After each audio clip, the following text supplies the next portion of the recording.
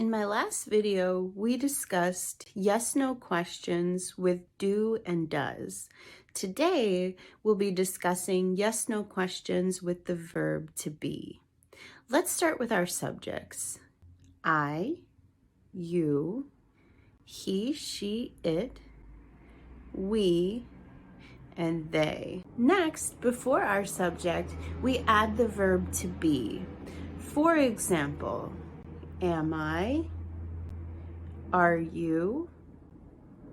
Is she? Are we? Are they? Then, after the subject, you add your noun, adjective, or verb, depending on what you want to say. For example, am I sick? Are you a teacher? Is she going to the park? Are we friends? Are they firefighters? For possible answers to these questions, you can say, yes, I am, or no, I'm not. Yes, you are, or no, you're not.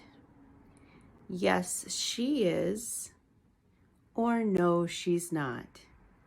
Yes, we are, or no, we're not. Yes, they are, or no, they're not. Let's practice. Are you doing anything this weekend? Are you afraid of the dark? Are you from South America? Are you in a good mood today?